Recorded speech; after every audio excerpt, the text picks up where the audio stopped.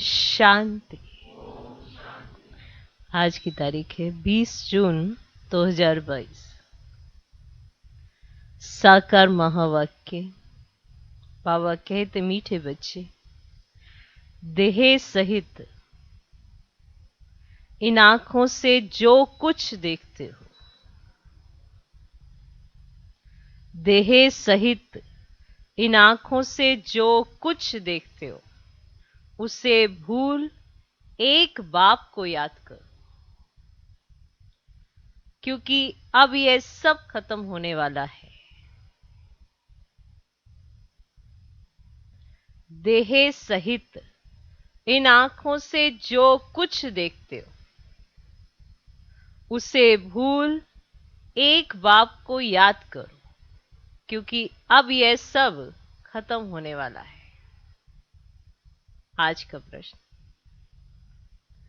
सतयुग में राज्य पद की लॉटरी विन करने का पुरुषार्थ क्या है? सतयुग में राज्य पद की लॉटरी विन करने का पुरुषार्थ क्या है? आपको राज्य पद मिले सतयुग में, उस लॉटरी को लेने का पुरुषार्थ क्या है? उत्तर, सतयुग में राज्य पद लेना है तो अपने ऊपर पूरी नजर रखो। सतयुग में राज्य पद लेना है तो अपने ऊपर पूरी नजर रखो। अंदर कोई भी भूत ना रहे। भूत माना विकार। अंदर कोई भी भूत ना रहे। अगर कोई भी भूत होगा तो लक्ष्मी को वर नहीं सकेंगे। अगर कोई भी भूत होगा तो लक्ष्मी को वर नहीं सकेंगे। राजा बनने के लिए प्रजा भी बनानी है। राजा बनने के लिए प्रजा भी बनानी है। दूसरा, यहां ही रोना प्रूफ बनना है। यहां ही रोना प्रूफ बनना है।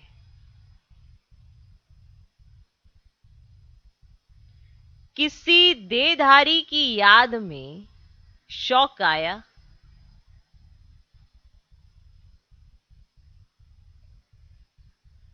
किसी देहधारी की याद में शौक आया, किसी देहधारी की याद में शौक आया, शरीर छूटा, तो पद भ्रष्ट हो जाएगा।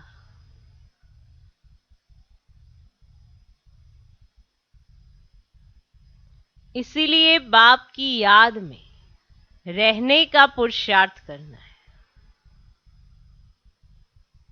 इसलिए बाप की याद में रहने का पुरुषार्थ करना है। सतयुग में राज्य पद की लॉटरी विन करने का पुरुषार्थ क्या है? उत्तर, सतयुग में राज्य पद लेना है तो अपने ऊपर पूरी नजर रखो। अंदर कोई भी भूत ना रहे। अगर कोई भी भूत होगा तो लक्ष्मी को वर नहीं सकेंगे।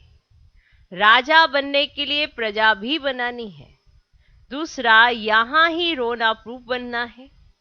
किसी देहधारी की याद में शौक आया, शरीर छूटा, तो पद भ्रष्ट हो जाएगा। इसीलिए बाप की याद में रहने का पुरुषार्थ करना है। आज का गीत है, आज नहीं तो कल बिखरेंगे ये बादल। ओम शांति। शिव बाबा कहते हैं ओम शांति। फिर इनकी आत्मा भी कहेगी ओम शांति। अब वह है परमात्मा और यह है प्रजापिता। इनकी आत्मा कहती है ओम शांति। बच्चे भी कहते हैं, क्या कहते हैं? अपने स्वधर्म को जानना होता है ना। मनुष्य तो अपने स्वधर्म को भी नहीं जानते। ओम शांति अर्थात अहम आत्मा शांत स्वरूप है। आत्मा है मन बुद्धि सहित। ये भूल कर मन का नाम ले लेते हैं। अगर कहें आत्मा को शांति कैसे मिले तो बोलो वाह, यह भी प्रश्न है। अगर कहें आत्मा को शांति कैसे मिले तो बोलो वाह, यह भी प्रश्न है। आत्मा तो स्वयं शांत स्वरूप है, शांति धाम में रहने वाली है। शांति तो वहां मिलेगी ना। आत्मा शरीर छोड़ चली जाएगी तब शांति में रहेगी। यह तो सारी दुनिया है, इसमें आत्माओं को पाठ बजाना है। शांत कैसे रहेंगे? काम करना है। मनुष्य शांति के लिए कितना भटकते हैं। उनको यह पता ही नहीं है कि हम आत्माओं का स्वधर्म शांत है। अब तुमको आत्मा के धर्म का पता है। आत्मा बिंदी मिसल है। बाबा ने समझाया, सब कहते हैं निराकार परमात्माए नमः। परम पिता उनको ही कहा जाता है। अब वह तो है निराकार, उनको शिव परमात्माए नमः कहा जाता है। अब तुम्हारा बुद्धि योग उस तरफ है। मनुष्य तो सब देह अभिमानी है, उनका योग बाप तरफ नहीं है। नहीं है। तुम बच्चों को हर बात समझाई जाती है। गाते भी हैं ब्रह्मा देवताए नमः। ब्रह्मा का नाम लेकर ऐसा कभी नहीं कहेंगे ब्रह्मा परमात्माए नमः। एक को ही परमात्मा कहा जाता है। अब वह है रचयिता। तुम जानते हो हम है शिव बाबा के बच्चे।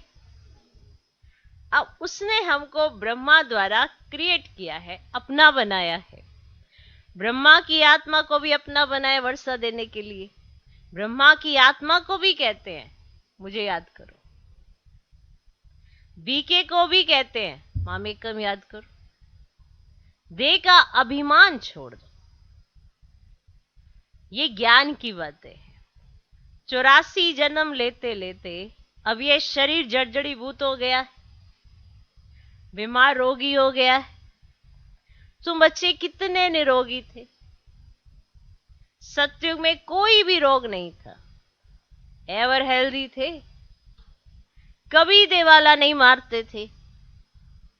अभी से ही अपना वर्षा 21 जन्मों का ले लेते हो, इसलिए देवाला मार ना सके।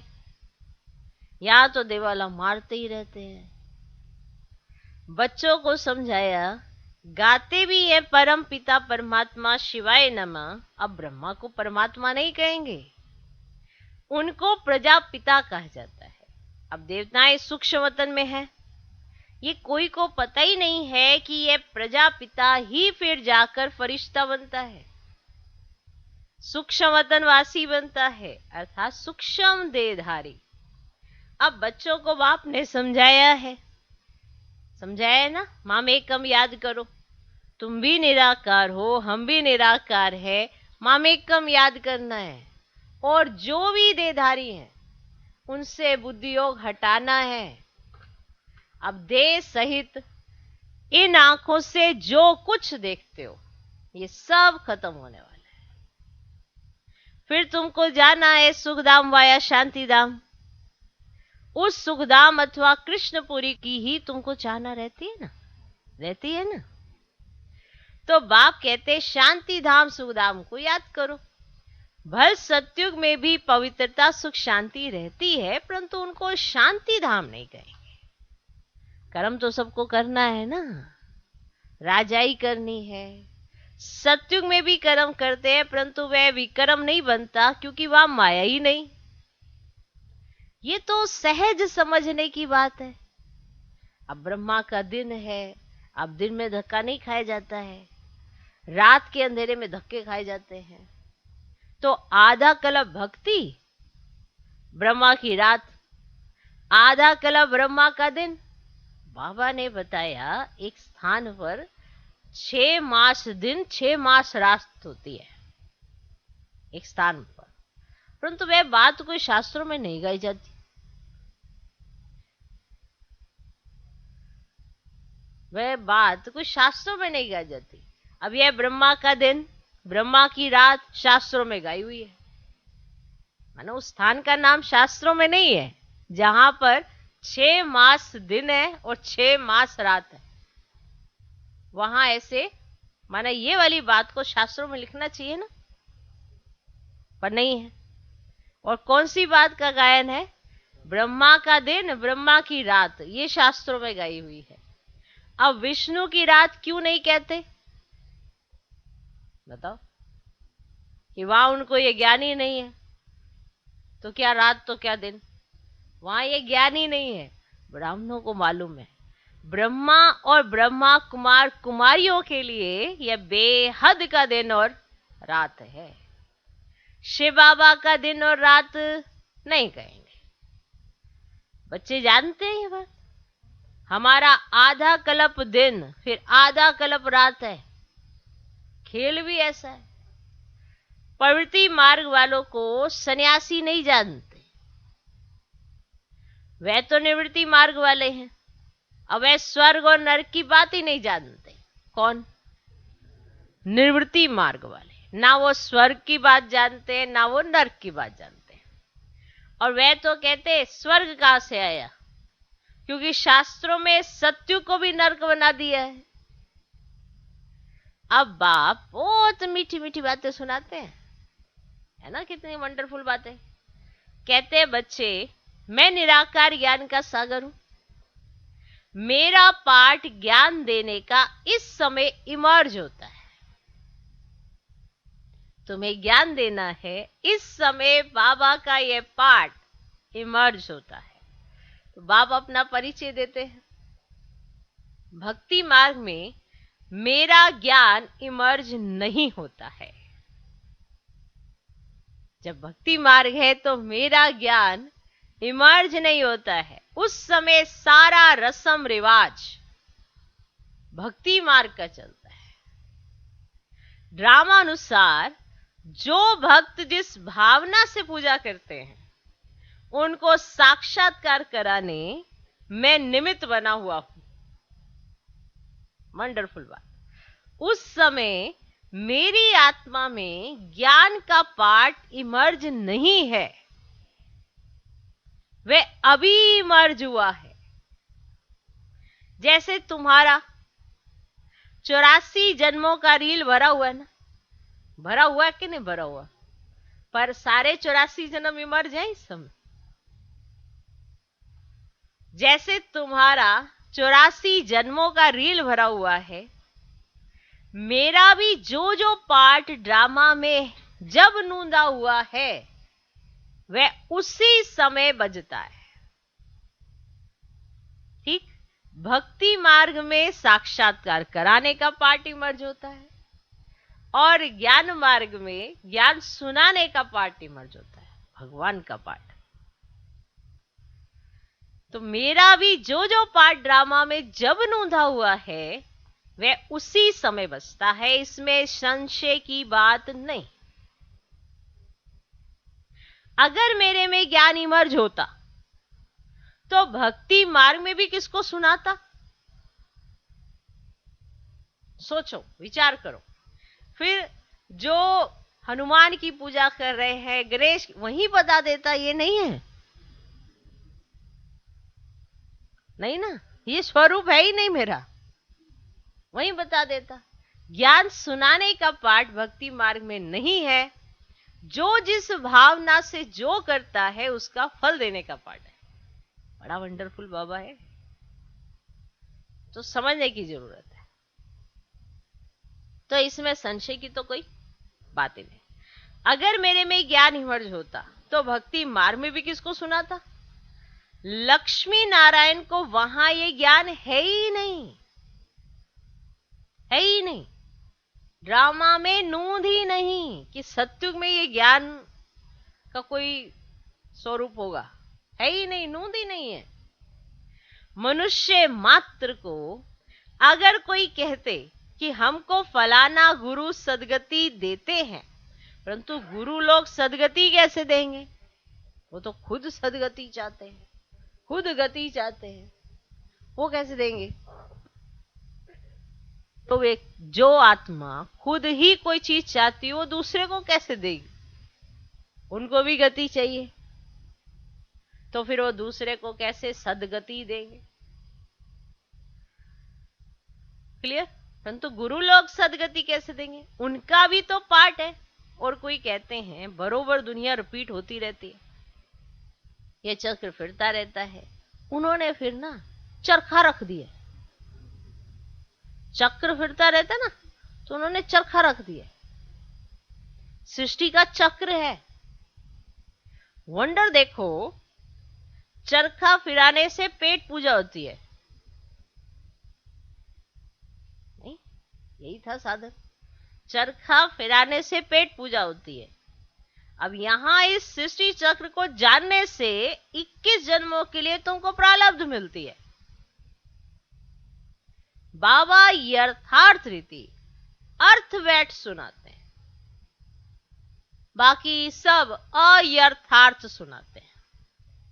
अब तुम्हारी बुद्धि का ताला खुला हुआ है। ऊंचे ते ऊंचे भगवान, फिर ब्रह्मा विष्णु शंकर है सूक्ष्म वतनवासी, फिर स्थूल वतन में पहले लक्ष्मी नारायण, फिर जगत अम्बा जगत पिता है, अवय संगम के है तो मनुष्य ही। भुजाएं आदि कुछ भी है ही नहीं, इतनी कोई भुजाएं नहीं है। ब्रह्मा को भी 2 ही भुजाएं हैं। भक्ति मार्ग के चित्रों में कितनी भुजाएं दे दी हैं, क्योंकि सोचते हैं ना वो माना बहुत कुछ कर सकते हैं, एक इधर हाथ, एक इधर इधर इधर,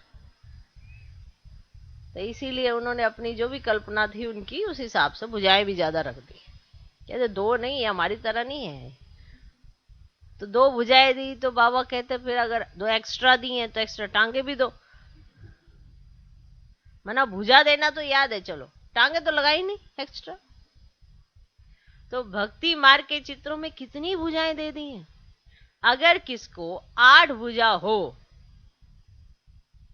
सुनो देवियों, माना अगर तुम्हें 8 भुजा हो,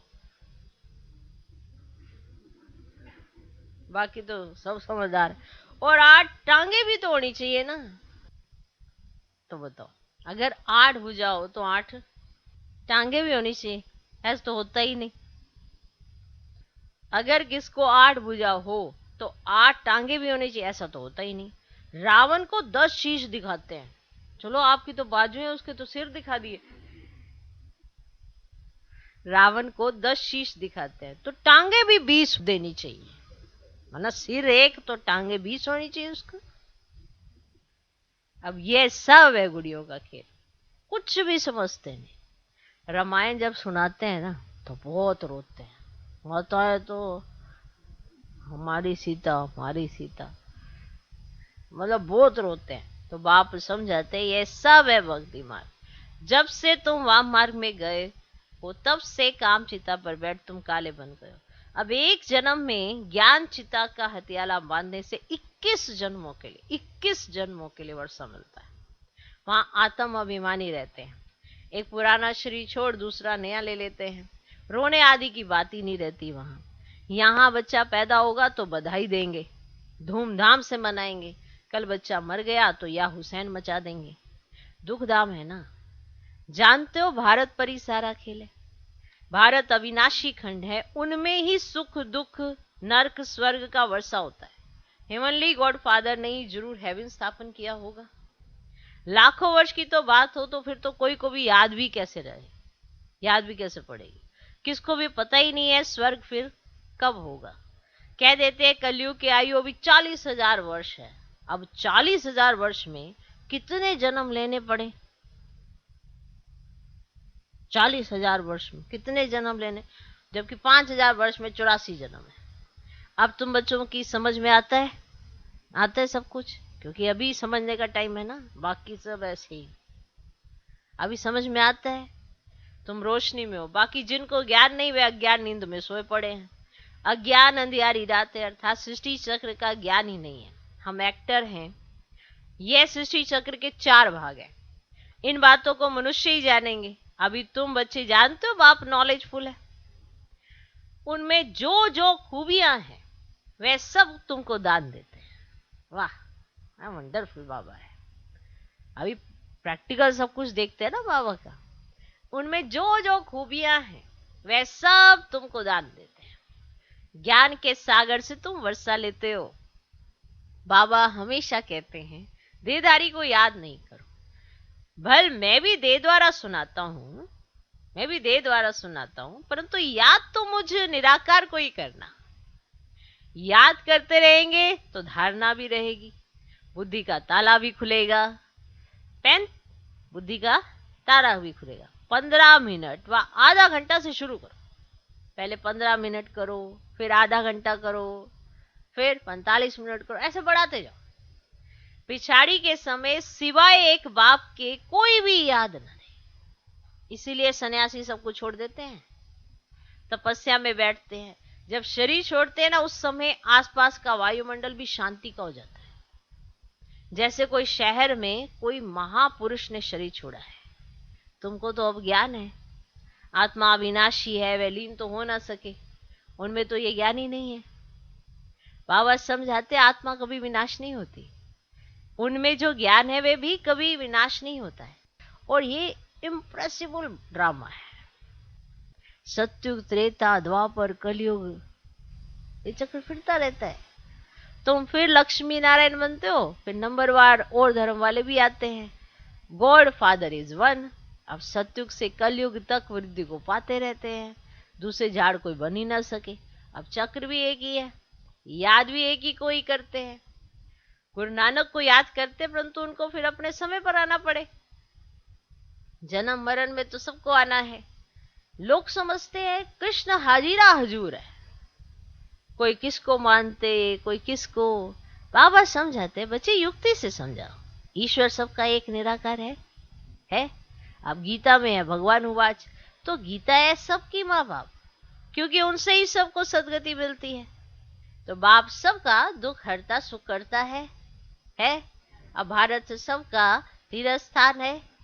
अब सदगति बाप द्वारा ही मिलती है, ये उनका बर्थ प्लेस है, सब उनको याद करते हैं। अब फादर ही आकर सबको रावण के राज्य से छुड़ाते हैं। अभी ये रो न रखे। तो अब बाप कहते हे देदारी आत्माएं, अब वापस चलना है, सिर्फ मुझे याद करो। कभी भी देहधारी में लटके तो रोना पड़ेगा। एक को याद करना है, वहां आना है। तुम्हारा रोना 21 जन्मों के लिए बंद हो जाता है। कोई मरे और तुम रोने लग पड़ेंगे, फिर रोने प्रूफ तो बनेंगे नहीं। किसकी याद में शौक आ गया, माने एकदम शौक लग जाएगा, और मर जाए तो दुर्गति हो जाए, एकदम हार्ट फेल हो गया। तुमको याद तो शिपावा को करना है ना, हार्ट फेल भी हो जाते हैं। तुमको तो उठते बैठते एक बाप को ही याद करना है, यह भी बुद्धि में बिठाया जाता है। क्योंकि सारे दिन में याद नहीं करते हैं तो संगठन में बिठाया जाता है, सारे दिन में याद नहीं करते तो संगठन में बिठाया जाता है। सबका इकट्ठा फोर्स होता है। अगर और किसी की याद बुद्धि में रहेगी तो फिर जन्म लेना पड़ेगा। कुछ भी हो जाए, स्टेरियम रहना है, देह का भान ना रहे। जितना आप आपको याद करते हो, वह याद रिकॉर्ड में खुशी आती है। रिकॉर्ड में नूंद हो जाते हैं ना, एकदम नूंद गई, अच्छा रिकॉर्ड हो गया, तुमको खुशी भी बहुत होगी। माना जो भी आप नूंदोगे, फिर अगर आपने अच्छा नूंदा होगा तो कितनी खुशी होगी, मैंने इतना अच्छा नूंद लिया। अब कल्प कल्प यही आएगा, बुरे का चिंतन क्यों करना, बुरा करना नहीं, इसकी अलर्टनेस होनी चाहिए। पीछे क्या हुआ उस पे जाना ही नहीं चाहिए। आज को सुधारो, कल ऑटोमेटिकली सुधरा है नहीं। तो स्टेरियम रहना चाहिए। तुमको खुशी भी बहुत होगी, हम जल्दी चले जाएंगे, जाकर तख्त पर बैठेंगे। बाप हमेशा कहते हैं बच्चे तुम्हें कभी रोना नहीं है, रोती तो विधवाएं हैं।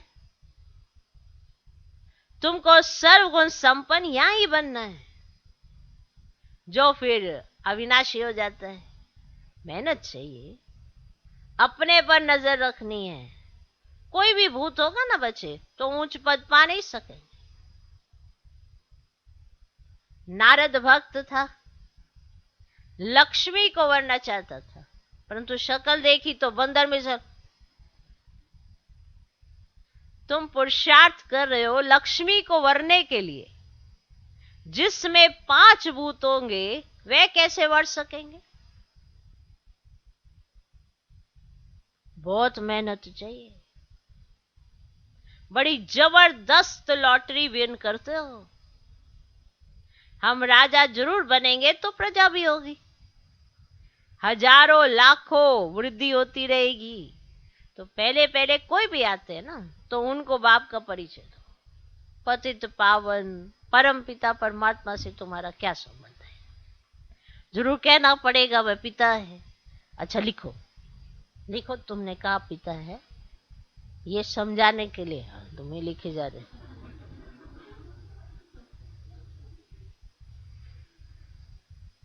जब भी कोई आए तो उनको बाबा का परिचय देना है। पतित पावन परम पिता परमात्मा से तुम्हारा क्या संबंध है, ऐसे माना बात करनी है। फिर वो कहेगा कि हाँ पिता तो है, पिता तो है ही है। तो लिखो लिखो लिखो, एक ही पतित पावन सर्व को पावन बनाने वाला है। लिखवा लेने से ना फिर कोई बहस नहीं करेंगे, युक्ति है ये। फिर हम उन्हें देखो आप नहीं लिखा है ना, हमने कोई जबरदस्त थोड़ा लिखा है। आपने लिखा ना तो आपको कुछ समझ में आया तभी तो आपने लिखा ना। अगर आपको हम कुछ और ऐसा कहेंगे लेकिन आप क्यों लिखेंगे? कुछ समझ आता तभी तो कोई लिखता है ना, क्योंकि आप तो बुद्धिमान हो ना। ऐसे क्या है? तो बताओ, बोलो, तुम यहाँ सुनने आए हो व सुनाने? सर्व का सदगति दाता तो एक निराकार है ना, वे कब आकार साकार में नहीं आता है। अच्छा फिर प्रजापिता से क्या संबंध है? अब वह है साकारी और वह है निराकारी बाबा। हम एक बाप को याद करते हैं। हमारा एम ऑब्जेक्ट ये है, इनसे हम राजा ही पाएंगे। ठीक है,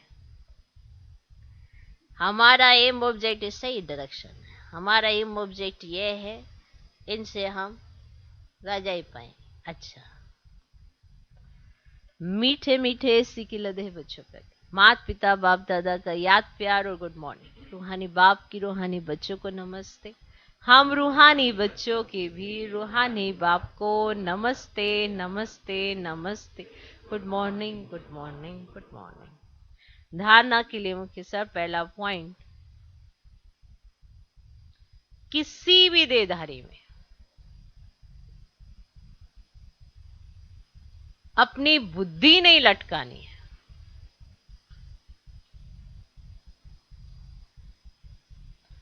किसी भी देहधारी में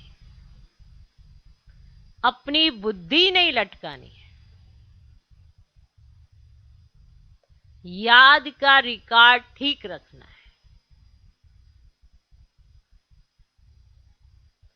याद का रिकॉर्ड ठीक रखना है।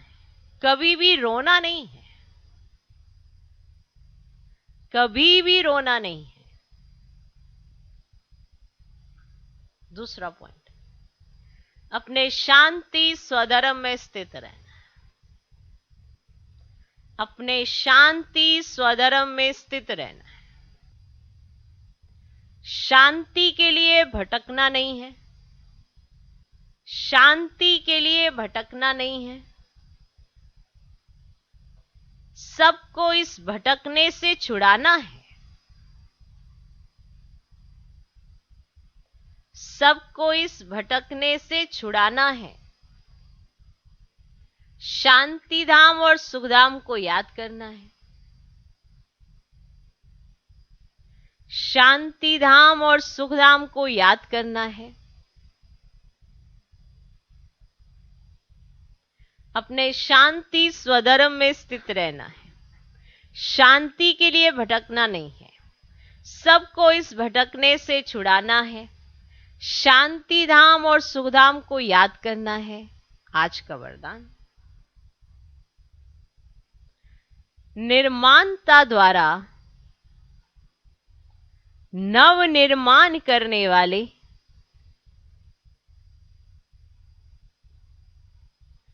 निराशा और अभिमान से मुक्त हो। निर्माणता द्वारा नव निर्माण करने वाले निराशा और अभिमान से मुक्त हो। फिर से सुनो, निर्माणता द्वारा नव निर्माण करने वाले निराशा और अभिमान से मुक्त हो। कभी भी पुरुषार्थ में निराश नहीं बनो। करना ही है, होना ही है। विजय माला मेरा ही यादगार है। इस स्मृति से विजयी बनो। एक सेकंड व मिनट के लिए भी निराशा को अपने अंदर स्थान न दो। एक सेकंड व मिनट के लिए भी निराशा को अपने अंदर स्थान न दो। अभिमान और निराशा ये दोनों महाबलवान बनने नहीं देते हैं। अभिमान और निराशा, कई सोचते मुझे अभिमान नहीं है, पर वो बार बार निराश जरूर हो जाते हैं, तो भी वो शक्तिशाली नहीं बनेंगे। अभिमान और निराशा ये दोनों महाबलवान बनने नहीं देते हैं। अभिमान वालों को अपमान की फीलिंग बहुत आती है। जिन्हें अभिमान रहता है ना, वो बात बात में उन्हें लगता है इसने मेरा अपमान कर दिया, इसने मेरा अपमान कर दिया। घड़ी घड़ी वो मुंजाइश में आते हैं। जिसे अभिमान होगा वह अपमान बहुत फील करेगा। अभिमान वालों को अपमान की फीलिंग बहुत आती है। इसीलिए इन दोनों बातों से मुक्त बन निर्माण बनो, तो नव निर्माण का कार्य करते रहेंगे। विशेष पॉइंट, अगर हम इस पे विचार करें कि हमें बार बार अपमान क्यों फील होता है, क्यों अपमानित फील करते हैं? अभिमान है तभी तो। और जो निर्माण होता है उसे अपमान फील नहीं होता है। वो इतना झुका हुआ होता है। झुकना कोई मूर्खता नहीं है, ये एक अपने आप में शक्ति है। इसीलिए एग्जाम्पल देते हैं फलदायक वृक्ष का, वो भी कितना झुका हुआ होता है, लेकिन उस पे फल लगे हैं इसीलिए वो झुका है। तो अगर आपके पास इतनी प्राप्तियां हैं तो भी तो आप झुकोगे। आपको भगवान ने ऐसा बनाया है तब तो झुकोगे। कभी ये थोड़ा सोचोगे कितना झुकता रहूं। इसीलिए उसका एग्जाम्पल देके कहा जाता है वो कभी नहीं सोचता मेरे पर इतने फल लग गए तो मैं कितना झुकता रहूं। वो भी खुश होता है और जो देखने वाला होता है वो भी उसे देख के खुश होता है। तो जीवन में जो गुण और शक्तियां हैं उसकी खुशी अपने आप में भी तो आनी चाहिए ना। ये थोड़ा समझना चाहिए मैं कितना सहन करूं, तो फिर ये सहन करना नहीं होता। जो ये सोचे कि मैं कितना सहन करूं, वो सहन शक्ति का रूप नहीं बनी है, वो मजबूरी है। और मजबूरी कोई सहन शक्ति नहीं होती है। वो तो सहन शक्ति तो अपने आप में एक गुण है, अपने आप में एक विशेषता है। और जो सहन करेगा वो बोलेगा नहीं, तभी तो वो निर्माण होगा। ओके, तो अभिमान, अपमान, निराशा, इसको जीवन से निकाल ही दो। क्योंकि जिसने बनाया है तो ही तो आपको सब कुछ मिल रहा है। तो कराने वाला करा रहा है। करके मुरली में बाबा ने बहुत अच्छे से डिटेल में समझाया था कैसे अपने को निमित्त समझना है। निमित्त बने का भी अभिमान नहीं आना चाहिए। ओके, आज का स्लोगन, विश्व सेवा के तख्त नशीन बनो, तो राज्य तख्त नशीन बन जाएंगे। जो अभी सेवा करना जानता है, जो सेवाधारी है, वो विश्व अधिकारी जरूर होता है। जो संगम पर सेवाधारी नहीं, वो विश्व राज्य अधिकारी नहीं होता है। इसीलिए जो विश्व सेवा के तख्त नशीन बनते, वो राज्य तख्त नशीन बन जाएंगे। तो पहले विश्व सेवा के तख्त नशीन बनो, तो राज्य तख्त नशीन